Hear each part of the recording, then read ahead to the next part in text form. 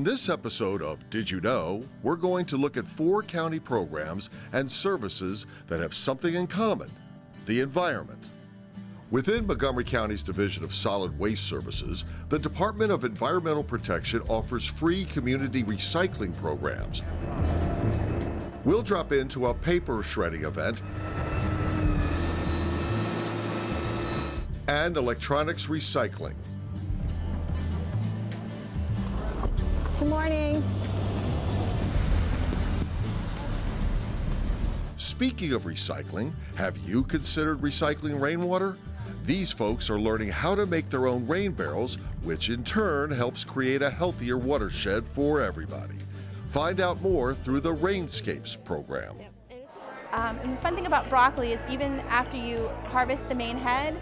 Then we'll check in with the Montgomery County Master Gardeners. Did you know they offer free advice to gardeners through the University of Maryland Extension? And the Grow It, Eat It open house is a good way to meet them. And finally, Montgomery County has a large trail system, more than 200 miles. Today, we'll meet the trail planners who work for the county's Department of Parks. Find out what trails are here, which ones are coming, and lots more. So let's begin our journey at the middle school parking lot. Well, today's a paper shredding and recycling collection event sponsored by the Montgomery County Division of Solid Waste Services. And what it is, basically, we're allowing residents of Montgomery County to bring their confidential papers for on-site shredding and recycling, such as tax receipts, medical records, anything that a resident might have that they don't feel comfortable with putting out for collection service. Instead, they can have it securely shredded on site, and then it will be recycled and turned into brand new materials. I've got hundreds and thousands of files over the last 35 years. A lot of personal documents and some real estate documents that we've kept over the years, and this was a good opportunity to come out and get those boxes donated, clear up some space in the house. With all the identity theft and stuff that's going on these days, I think it gives you a sense of, comfort that the stuff is gone and no problems with that. I have a little shredder at home that wouldn't cut it for all 3 or 4 bins that I had. So found out about this through the county's website and recycling website, and me and my boy came up here and to drop it off, and we're going to go and watch him shred it all for us. We have partnered with Montgomery County since 2000. We're the processing home of the county's curbside mixed paper recycling program. So we love being in the county because it's dual stream, and they want to maximize recycling and making sure that everything we process obviously comes back to market. So it's a very great relationship, yeah. What I'm doing today is I'm giving to individuals who are participating. I'm giving them different kinds of information. This is their updated list of things that they can recycle in the county because they've expanded it to more things. Okay. Residents can just come and show up. We average about 400, 500, 600 cars coming through during the 4-hour period. The on-site shredding and recycling services through these events are really just geared towards the single-family to our residential sector, single-family residents and residents of apartments and condominiums. We do encourage businesses to either work with a private collector for the on-site shredding for those sensitive documents, just because we are limited in terms of capacity during these 4-hour events. Office Paper Systems brings 2 trucks to the events, and they do fill up when we are busy. So if a business comes and they have lots of paper, it can definitely overwhelm us during these one-day events. Oh no, this is very nice. It's environmentally friendly. And it's just a good opportunity because in a lot of cases we've held on to boxes because we didn't know where to take them. But when you have a community-sponsored event like today, it's a good opportunity to get the stuff and do some spring cleaning. It's convenient, it's free, and it looks like I can get everything done in one shot. It's also good exercise. Everything that we process today, however, although it's handled securely today and destroyed, one of our key goals is obviously getting this material diverted from a waste stream back to market as a post-consumer recyclable. So we bale the material, we'll transport it to mills for repurposing, and it'll all be broken down, de-inked, pulped, and obviously incorporated into a new post-consumer recycled product and back to market as a coffee filter or a paper plate or a cup or something like that. Yeah, got it all. Couldn't be better. The Department of Environmental Protection also organizes free electronics recycling events. This one was held at Wheaton High School. My name is Elizabeth Jason, and I am the Executive Director of Green Wheaton, and we are a nonprofit organization located in Wheaton, Maryland. And today we are having an electronic recycling event with DEP, Department of Environmental Protection.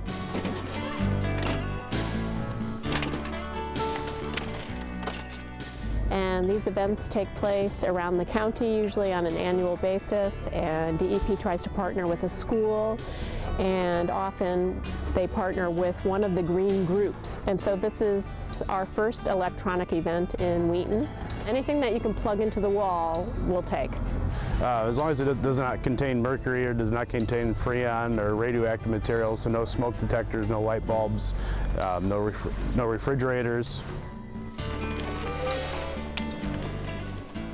It goes back to our sorting facility over in Elkridge. So we have a facility there, we sort it out depending on what the material's made of. Then it goes to North Carolina or Florida for processing, which is all in-house. It gets ground up in big shredders, and so then we separate the plastics and the metals. So as far as the steel, the aluminum, copper, brass, all the semi-precious metals, precious metals, and so it goes down to the commodities. We're hoping for two trailer loads today. So roughly around 50,000 pounds. With the help of our volunteers, it's becoming quite successful. They're helping us direct traffic and hand out outreach information. Our volunteers go through training as far as the different recycling projects that we have, how to reduce waste from entering into our waste stream, how to recycle, things that you can actually do with your waste instead of just throwing it in the garbage. I go to Wheaton High School and I'm part of Green Team, and this is one of the events that we helped out with. I did this because I wanted to help out with our community. It's a good opportunity to actually help out with the community and then earn some SSL hours too. And it's just fun to be out once in a while instead of being cooped up inside all day like most normal kids would be doing. I've seen just about everything.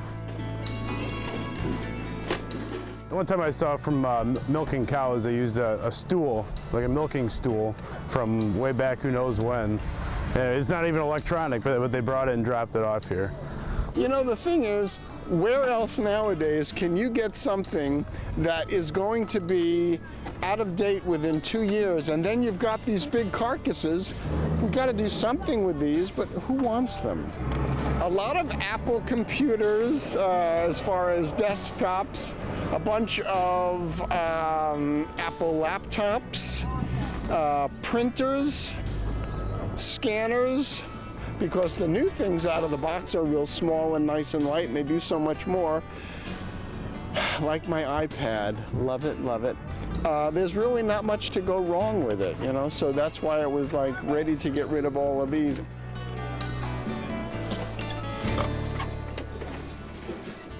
If you can't make it to one of the drop-off events, you can always take your old electronics to the Shady Grove Transfer Station.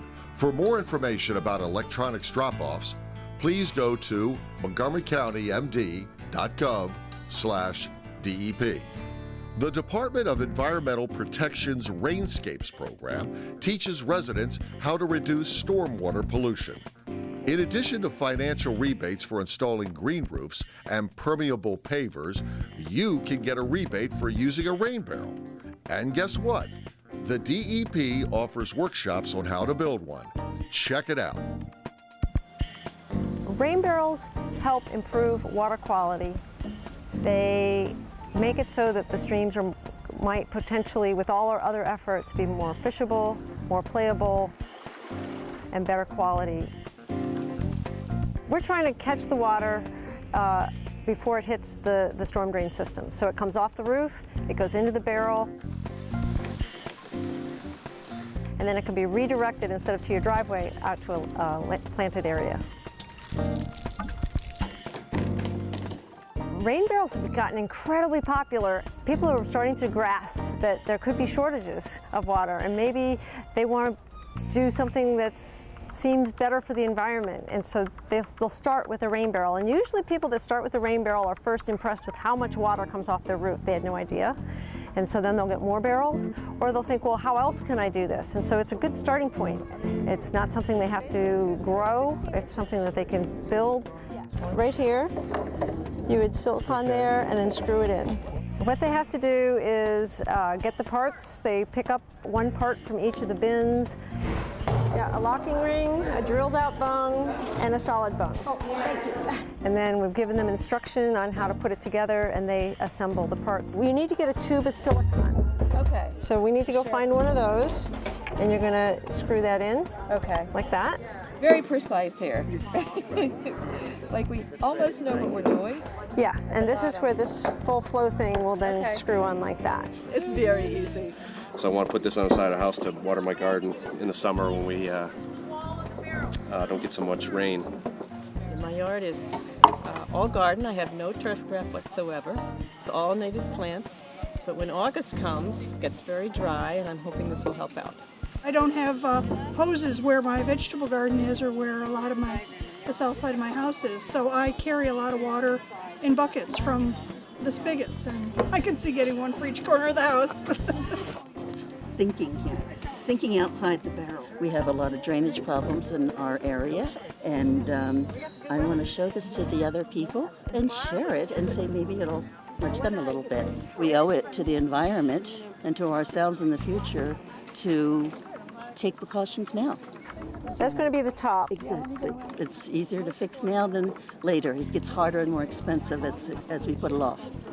It costs $1 million a mile to restore streams. That's a lot of money. One rain barrel by itself doesn't do a whole lot. See my beautiful silicone job? 200 gallons for 4 rain barrels will get about a quarter of the runoff off the roof, and our consultants tell us that if we can control 30% of the runoff in our neighborhoods, we can meet our stormwater requirement. We have a chance, and when we do restore the streams, that 10 years from now we won't have to redo the streams.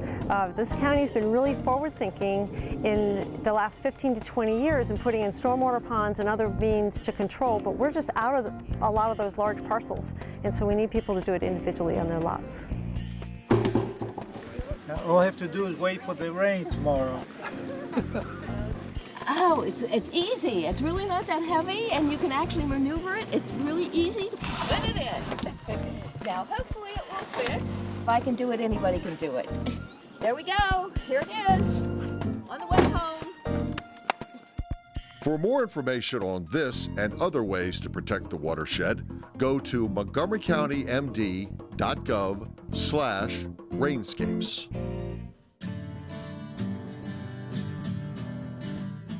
Rain barrels are an important part of many gardens, and here in Montgomery County, the Master Gardeners program offers both newbies and experienced gardeners all kinds of gardening information. We visited them at an open house. They do that. My name is Steve Dubik. I work for the University of Maryland Extension. Today we have a Grow It, Eat It conference. The last one is your option? Until the flower, it starts to flower because it'll... We all have a plant sale, we have a seed swap, and there's many other things as well.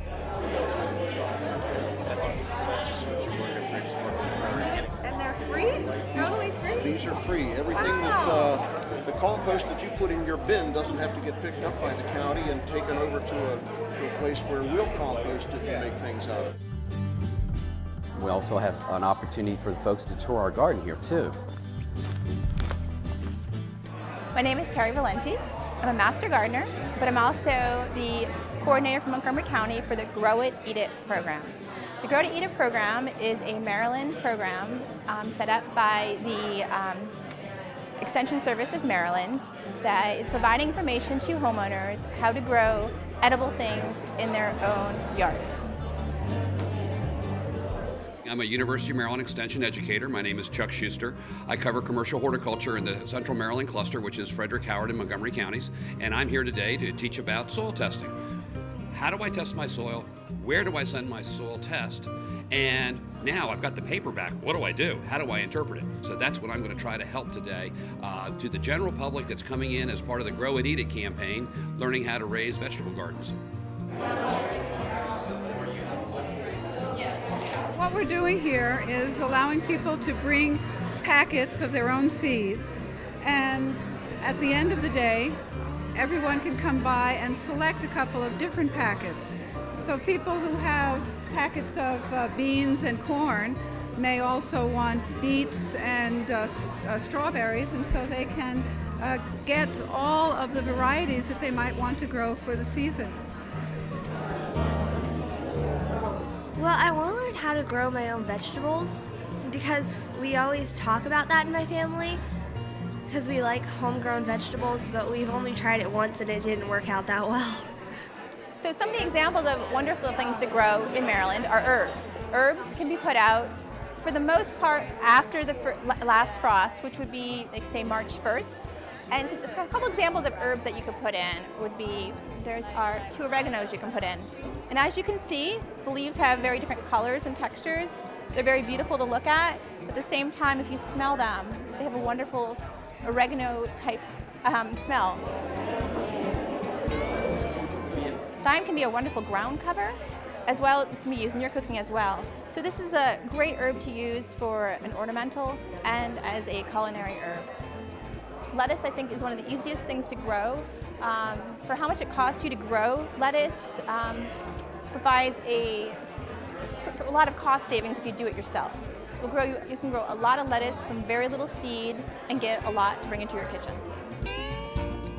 If you don't have a backyard, there are a lot of community gardens you can go to throughout Montgomery County, or there's a lot of private community gardens that people can pay a little bit of money and then get a nice plot, which is already fenced in, as well as you'll have a camaraderie of many other gardeners around you that are growing things. You can share ideas, and it'd be a nice place if you're starting to garden to go to for your first time. Container gardening is also a possibility. Containers are wonderful for patios, decks, wherever you have that's outside with sunlight.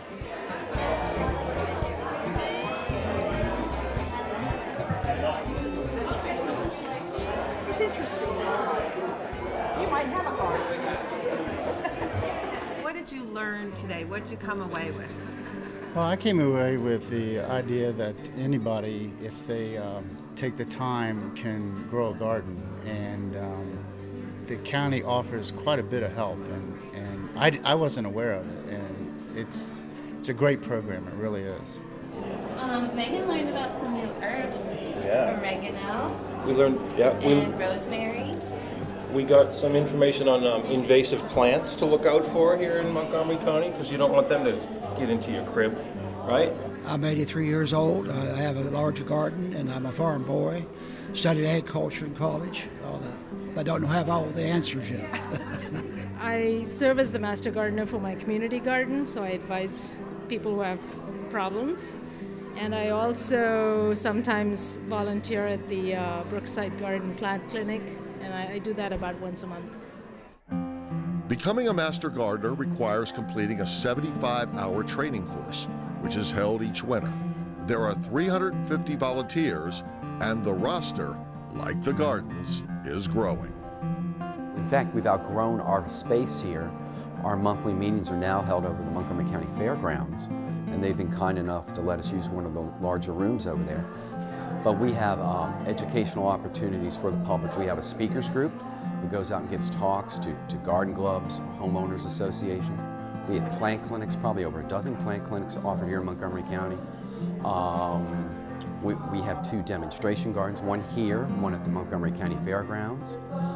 We have a group that offers services to therapeutic horticulture, and there's other things that we do as well. So one of the nice things about the Master Gardeners is there is a great resource of people who have a lot of knowledge in many different topics. So for example, I know a lot about edibles, but this is going to be a chance to learn about other fields that I did not have as much exposure to. the same time, I'm sharing what I know about edibles to other master gardeners who may be doing it for the first time or picking it up again, who have not done a lot of edible gardening. It has changed over the years, the types of questions. Of course, certainly there's been a lot more focus on environmental questions about is this a native plant, what's an appropriate native plant, stormwater management issues, things along improving soil and compost. But probably still sort of the number one question would be sort of kind of basic. I usually get these two. One is I need a tall, upright evergreen to kind of block a view. And then the other one is I can't grow my lawn in a shady area. What can you do to recommend for that? Those are still probably the most commonly questions, but a lot of the questions now are being a lot more environmentally focused. People are becoming more environmentally aware, and what they're trying to do is find ways that they can help the environment by growing things themselves. We also have, many of us in suburban lots are blessed to have land that we can use. It might be only a little bit, but it's enough to grow a significant number of edibles for a home to use. To find out more about the Master Gardeners, plant clinics, or volunteering, go to mcmg.umd.edu. Its telephone gardening hotline is 301-590-9650. To find out more about the Grow It, Eat It program, including when the next event will be held, go to growit.umd.edu. Our final segment today focuses on our county's trail system. With more than 200 miles of trails, ranging from natural surface for hikers, mountain bikers, and equestrians, to paved trails for cyclists, walkers, wheelchairs, and strollers, there's something for everybody. In a recent survey conducted for the Parks Department, trails were among the top 5 most popular facilities. The existence of these trails is in the hands of experienced trail planners and coordinators. I'm Chuck Kynes. I'm Park and Trail Planner in the Park Planning and Stewardship Division. I coordinate countywide trails policy and master planning for the county, both in the Parks, Department of Parks plans, as well as the Planning Department. And our division is responsible for striking the right balance between development and stewardship of the park system. In 1964, the Montgomery County Planning Board, which is also our Parks Commission, approved and adopted the Wedges and Corridors Plan. It was an award-winning plan at the time, and it identified the areas of the county that would be built with development, either subdivisions or commercial or retail, and which areas of the county would be protected in perpetuity. And that land was typically dedicated to the Commission as parkland.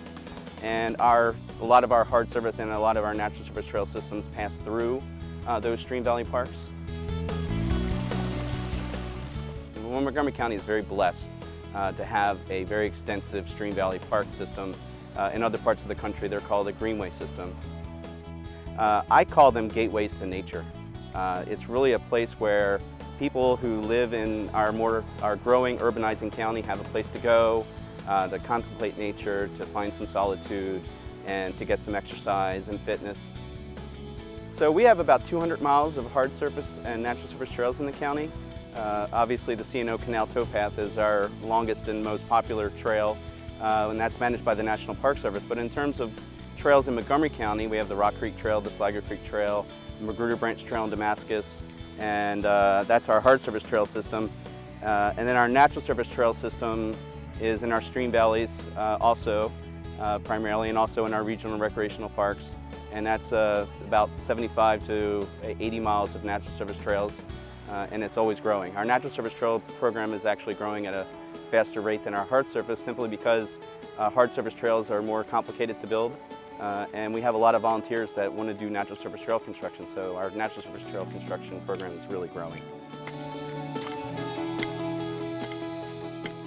Hi, my name is Jim Corcoran, and I work in the Volunteer Service Office, and I'm responsible for managing volunteers in the Natural Surface Trail program.